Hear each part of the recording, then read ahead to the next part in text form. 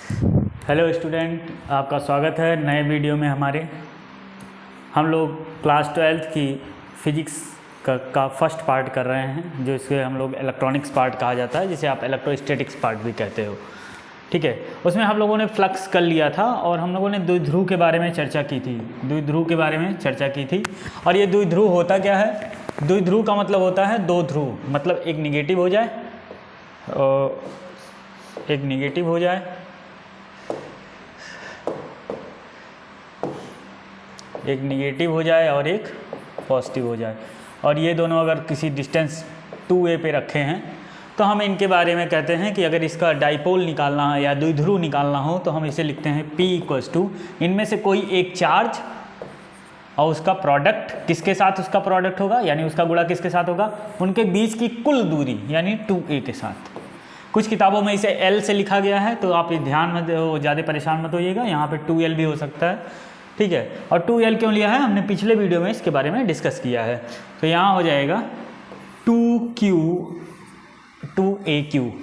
A क्या है? A है दूरी, A क्या है दूरी, और Q क्या है?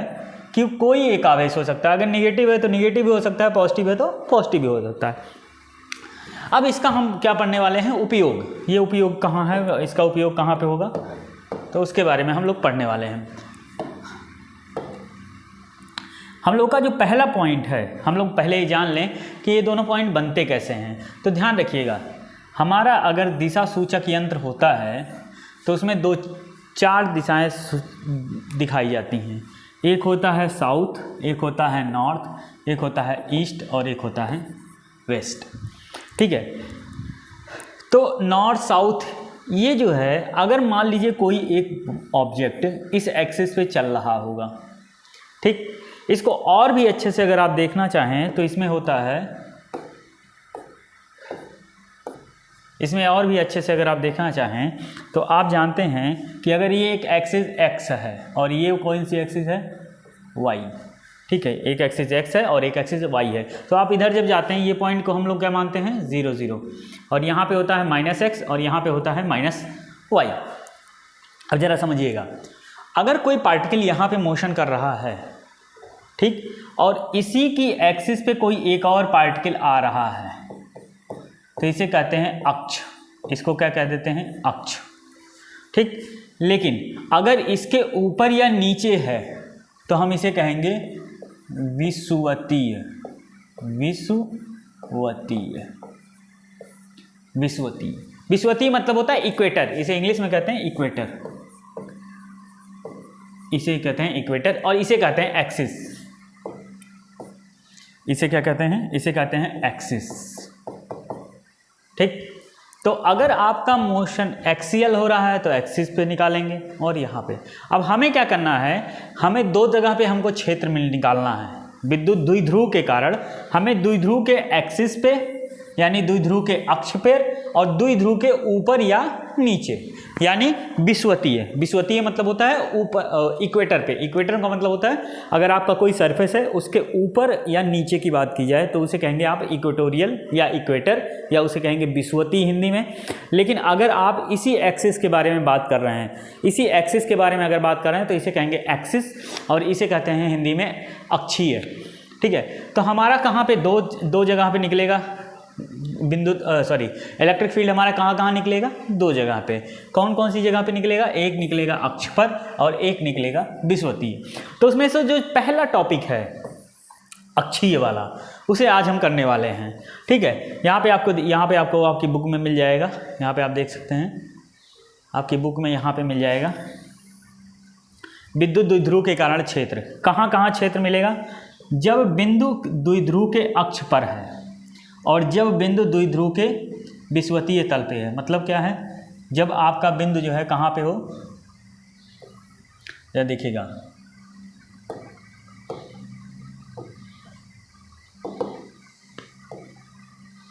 ठीक है, जब आपका बिंदु कहाँ पे होगा, यहाँ देखिएगा, जब बिंदु आपके अक्ष पर होगा।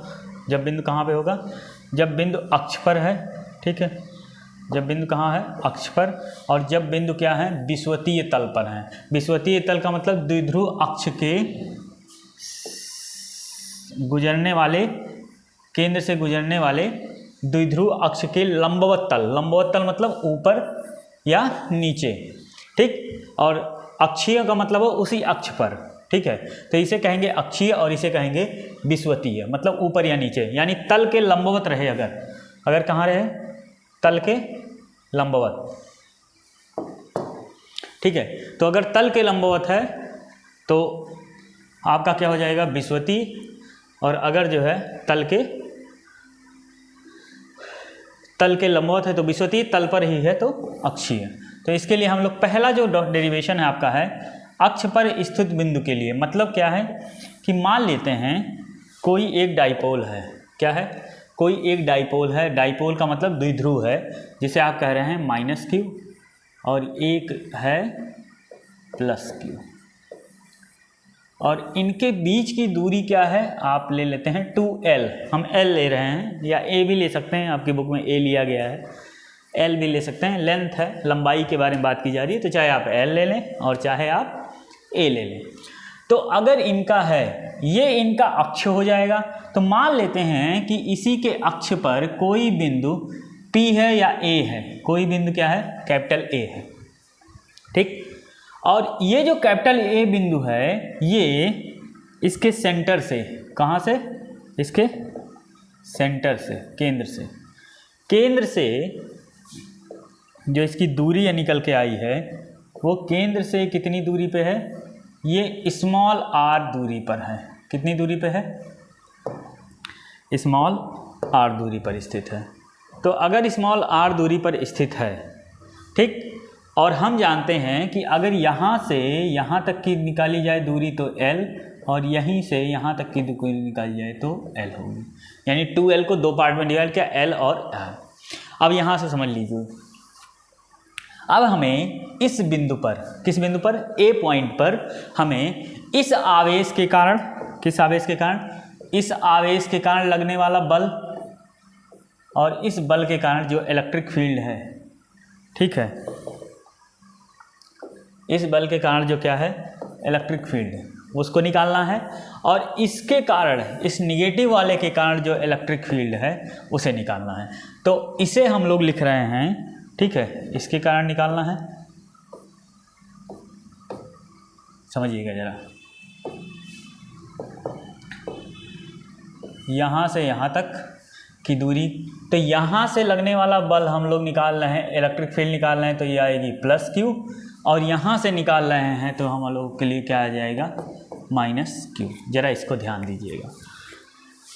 तो इसको लिखते क्या है, माना 2 आवेश जिनके कारण क्या बन रहा है, वैद्युत द्विध्रुव बन रहा है।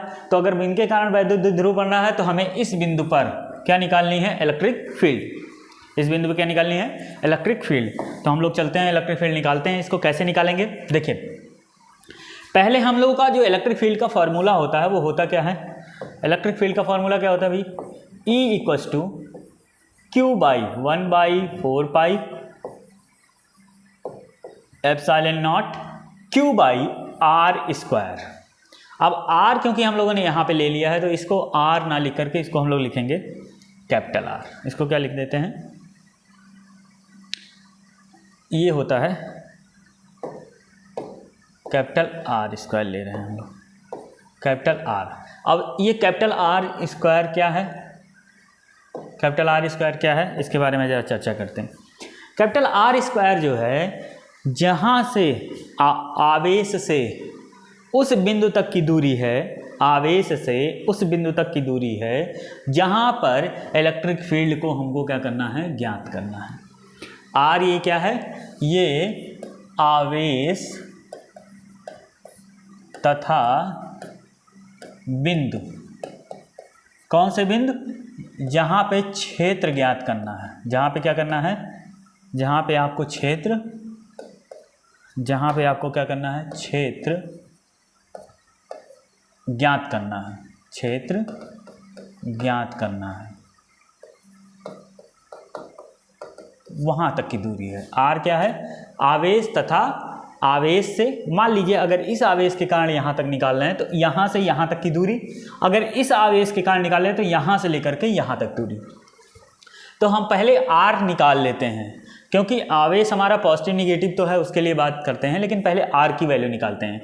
तो कैपिटल आर की वैल्यू पॉजिटिव के लिए हम लोग निकाल रहे हैं, पॉजिटिव चार्ज के लिए, यानी इस आवेश के कारण लगने वाला बल। तो इस आवेश के कारण लगने वाला बल क्या होगा, या देखिए यहाँ से यहाँ तक की दूरी, यानी आपको इस बिंदु से इस बिंदु तक की दूरी निकालनी है। तो यहाँ से यहाँ तक की दूरी हम कैसे निकाल सकते हैं, ज़रा देखिए, यहाँ से इस आवेश तक की दूरी, इस बिंदु तक की दूरी, पूरी दूरी किसे क्या है, आर, स्मॉल आर है, तथा Q से और इसके सेंटर तक की दूरी क्या है, L है। तो अगर हम इस R में से इस L को क्या कर दें, माइनस कर दें, तो हमें ये दूरी मिल जाएगी। तो हम पॉजिटिव के लिए लिखते हैं R माइनस L, ये किसके लिए है, पॉजिटिव के लिए। R निगेटिव के लिए क्या हो जाएगा भाई, निगेटिव के लिए होगा, देखिए यहाँ से यहाँ तक की दूरी निकालनी है, तो आप देख रहे हैं यहाँ तक की दूरी ये क्या है, स्मॉल आर, और यहाँ से यहाँ तक की दूरी क्या है, कैपिटल आर। तो अगर निगेटिव के लिए हम लोग निकाल रहे हैं, तो निगेटिव के लिए यहाँ से यहाँ तक की कुल दूरी निकलेगी, इस आवेश के कारण यहाँ पे इलेक्ट्रिक फील्ड क्या होगा, उसको निकालेंगे। तो इस आवेश के कारण जो इलेक्ट्रिक फील्ड यहाँ बन रहा है वो कितना होगा, वो दूरी कितनी होगी, वो होगी R plus L. R plus L क्यों, क्योंकि इसके सेंटर तक की दूरी है स्मॉल r और यहाँ से यहाँ तक की दूरी है L। तो आपका ये जो टॉपिक है ये ज़रा इंपॉर्टेंट है, क्यों, क्योंकि अगर आपने इसे निकाल लिया तो आपको सीधे वैल्यू रखनी है इसमें। चलिए अब क्योंकि आपने E निकाल लिया है, तो हम लोग पॉजिटिव और निगेटिव दोनों के लिए हम लोग निकालने वाले हैं क्या, आवेश। ठीक है, तो ज़रा हम लोग देखते हैं कैसे निकलेगा ये। तो इलेक्ट्रिक फील्ड पॉजिटिव के कारण क्या आई, इलेक्ट्रिक फील्ड पॉजिटिव के लिए निकाल रहे हैं। तो देखो ये आएगी, पॉजिटिव तो है ही है ये, तो ये हो जाएगा Q अपॉन, ठीक, Q अपॉन, जरा देखिएगा 4 पाई एप्सिलॉन नॉट। यहाँ R की वैल्यू पॉजिटिव वाली रखे हैं तो R स्क्वायर है, तो यहाँ हमारा हो जाएगा R माइनस एल का होल स्क्वायर। ठीक है, और समझिएगा अगर हम यही वैल्यू निगेटिव के लिए निकालें, तो निगेटिव के लिए हमारी जो वैल्यू आएगी वो आएगी Q equals to 4 pi epsilon naught, R minus L है, यहाँ पे क्या हो जाएगा R प्लस एल का स्क्वायर। ठीक है, अब ज़रा समझिएगा, ये आपके लिए पॉजिटिव के लिए आई है और ये आया है निगेटिव के लिए। तो यहाँ पे आने वाली टोटल वैल्यू हम लोग को कैसे पता चलेगी, तो टोटल वैल्यू हमारी हो जाएगी E equal to E positive के लिए और प्लस E निगेटिव के लिए। अब ज़रा एक चीज़ और समझिएगा, क्योंकि यहाँ आवेश निगेटिव है तो हम लोग यहाँ पे क्या लगा लेते हैं, निगेटिव। इसको जोड़ते हैं, जोड़ा जाए, कैसे जोड़ा जाएगा ज़रा देखिएगा, यहाँ से ना ले, हम लोग यहाँ से डिवाइड कर रहे हैं। ठीक, इसको करते हैं। अब देखिए कैसे होगा, E इक्वल्स टू पॉजिटिव की वैल्यू है कितनी, Q by 4 pi epsilon naught R minus L का होल स्क्वायर, और निगेटिव की है तो यहाँ तो पॉजिटिव रहेगा, बट सिंबल क्या रहेगा यहाँ, negative by 4 pi epsilon naught R plus L का होल स्क्वायर। अब यहाँ बात समझिएगा, अगर आपको ये चीज़ें दो जोड़ी जाती हैं तो ये होगा क्या, देखिए टोटल है ये ई टोटल, ठीक, तो Q देखिए Q बाई 4 पाई एप्सिलॉन यहाँ भी है, Q बाई 4 पाई एप्सिलॉन यहाँ भी है। इसको ब्रैकेट खुलेगा तो यहाँ पे क्या आ जाएगा, निगेटिव, तो यहाँ पे हो जाएगा Q बाई 4 पाई एप्सिलॉन को हम लोग बाहर निकाल लेते हैं, तो ये हो जाएगा Q by 4 pi epsilon naught R, ज़रा एक सेकेंड, अब यहाँ ब्रैकेट में क्या बचेगा, देखिएगा यहाँ बचेगा, ये पूरा हिस्सा गायब हो गया, ये बचा है 1 बाई R माइनस एल का होल स्क्वायर। ठीक, और माइनस, क्योंकि ये ब्रैकेट ओपन होगा तो माइनस हो जाएगा, यहाँ हो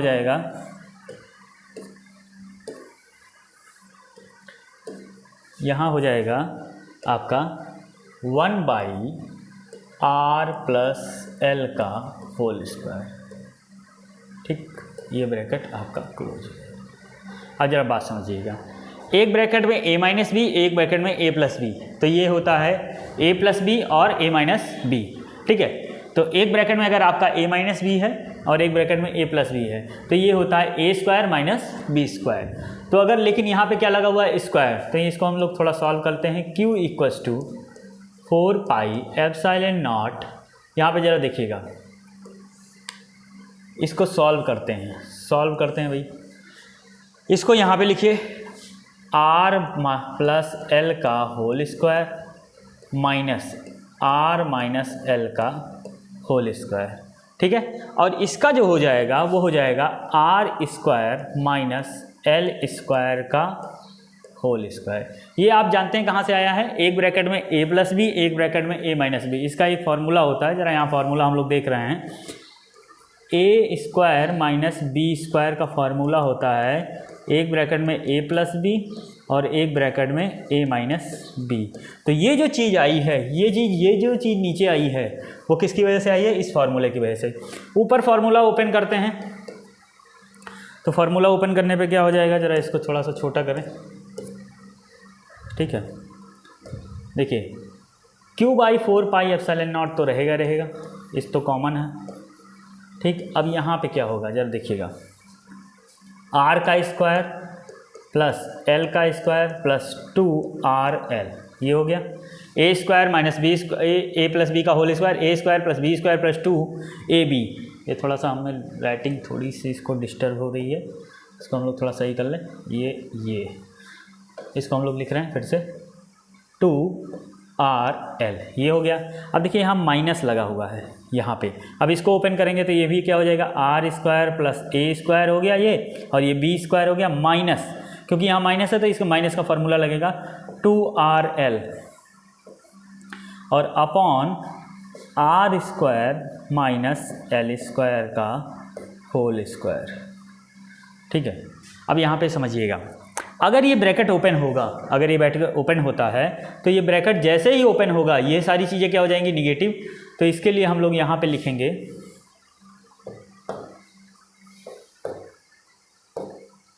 थोड़ा छोटा लिखना पड़ेगा।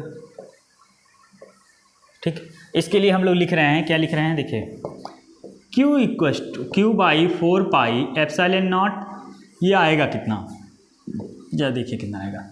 ये ब्रैकेट खुलेगा, ये चीज़ अगर ओपन होगी, देखिएगा ज़रा, ये चीज़ अगर ओपन होगी, ठीक, क्योंकि यहाँ लगा है माइनस, तो ये r माइनस हो जाएगा, ये भी माइनस हो जाएगा, और ये क्या हो जाएगा, अब देखिए r स्क्वायर l भी क्या हो जाएगा, माइनस में हो जाएगा, लेकिन ये 2 क्या हो जाएगा, पॉजिटिव में हो जाएगा। 2 क्या हो जाएगा,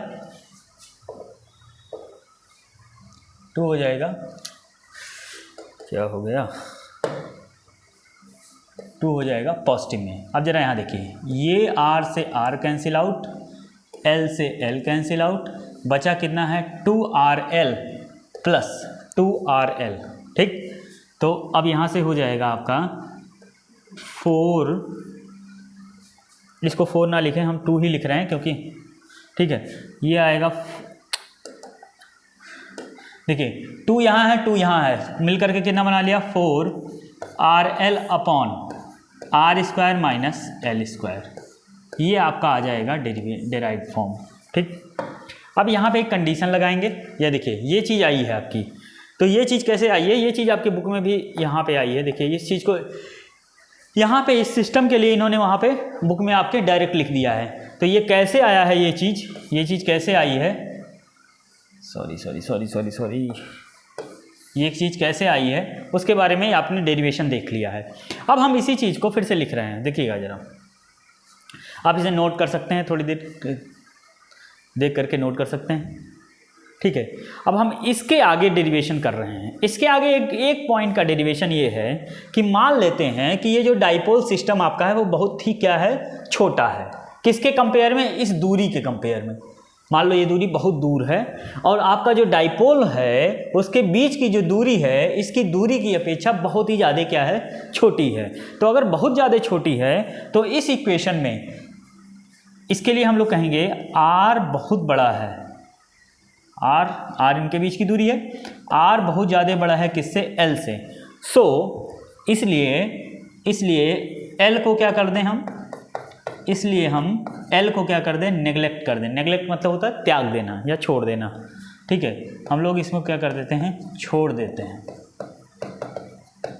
ठीक। अगर हम एल को छोड़ेंगे तो एल गायब हो जाएगा, बचेगा क्या, आर स्क्वायर और इस पे स्क्वायर। तो इस चीज़ को हम लोग फिर यहाँ पे कर रहे हैं, देखिए यहाँ पे देखिए हम लोग कर रहे हैं। अगर हम लोग इसको करेंगे तो हमारे पास आ जाएगा Q is by 4 pi epsilon not, Q by 4 pi epsilon not upon 4, जरा यहाँ देखिएगा 4RL, और यहाँ पे ब्रैकेट में हो जाएगा आर स्क्वायर पे स्क्वायर।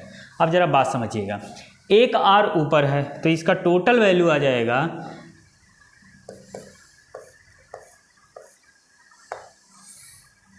इसकी टोटल वैल्यू आएगी, इसको रुक जाइए एक सेकेंड,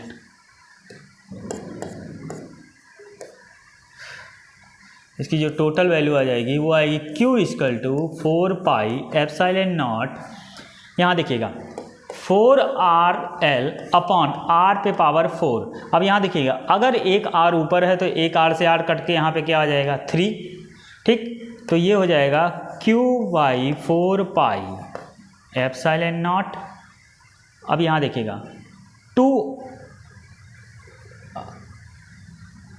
यानी यहाँ 4L आ जाएगा अपॉन R पे पावर Q। अब आप लोग एक चीज़ पढ़े हुए हैं, क्या चीज़ पढ़े हुए हैं, डाइपोल P इक्वल टू होता है 2QL।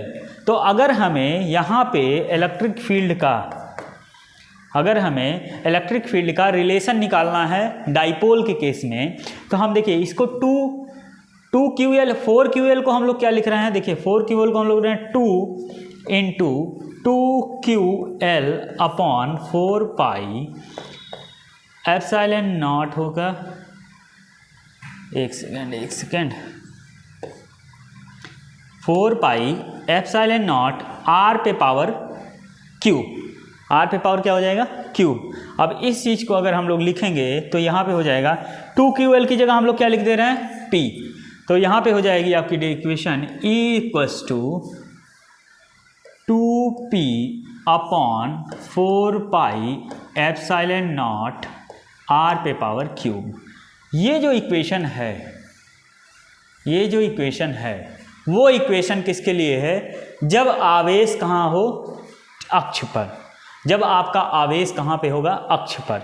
तो अक्ष के लिए जो E और P के बीच का जो रिलेशन आएगा वो आएगा E टोटल, मतलब कुल इस पर लगने वाला कुल इलेक्ट्रिक फील्ड या विद्युत क्षेत्र वो बराबर होगा 2P डाइपोल का 2 टाइम्स और एप्सिलॉन नॉट R मतलब इनके बीच की दूरी का क्या होगा, क्यूब होगा। क्यूब का मतलब या आप उसे R, इनके बीच की दूरी का क्या हो जाएगा, वो क्यूब हो जाएगा। इसी डेरिवेशन को आपकी बुक में थोड़ा सा शॉर्ट फॉर्म में किया हुआ है। ये चीज़ अब आपको समझ में आ गई है कि ये चीज़ आई कहाँ से है। तो इस चीज़ को हम लोग कर रहे हैं, देखिए इसी चीज़ को हम लोग यहाँ समझ रहे हैं। देखिए ये चीज़ है ना, ये चीज़ देखिए अक्षीय के लिए जो हमारा आंसर आ रहा है वो यहाँ पे आ रहा है। ये चीज़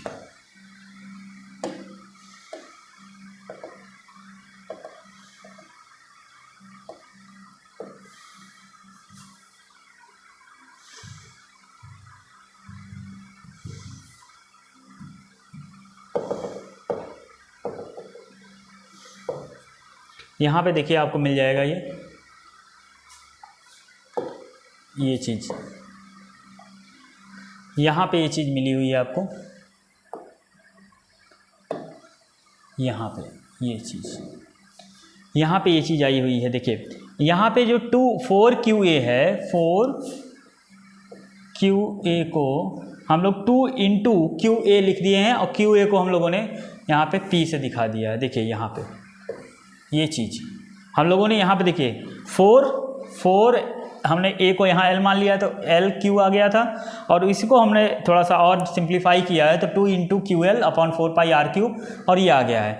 तो हमारा जो पहला पॉइंट था, पहला पॉइंट क्या था, अक्ष पर अक्ष पर जो हमारा ये था, ठीक है,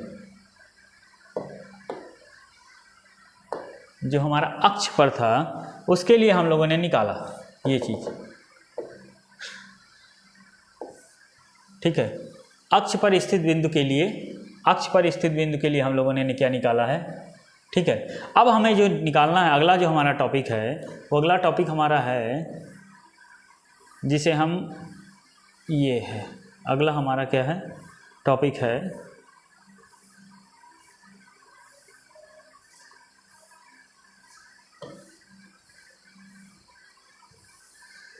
ये तो हमारे अक्ष के लिए निकल गया था, ठीक है।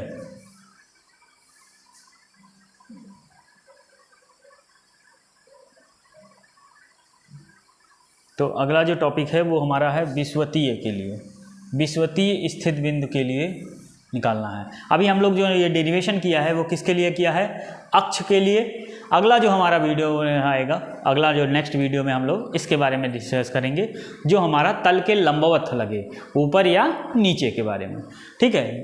ये अक्षीय के लिए था, ये किसके लिए था, अक्षीय के लिए। अगले वीडियो में हम लोग किसके लिए निकालेंगे, विषुवतीय के लिए। तब तक के लिए धन्यवाद। इसको ज़रा ध्यान से पढ़िएगा क्योंकि ये एक इम्पॉर्टेंट टॉपिक है। ये एक रिलेशन है जिस पर न्यूमेरिकल आता है, ठीक है, क्योंकि आपको डाइपोल दे दिया जाएगा और इलेक्ट्रिक फील्ड निकालने के लिए बात की जाएगी। तो इसके बारे में हम लोग और भी चर्चा करेंगे। नेक्स्ट वीडियो में हम लोग इसके लंबवत या विषुवतीय के लिए पढ़ेंगे। तब तक के लिए धन्यवाद। आप लोग वीडियो को देखते रहिए, लाइक कीजिए, सब्सक्राइब कीजिए।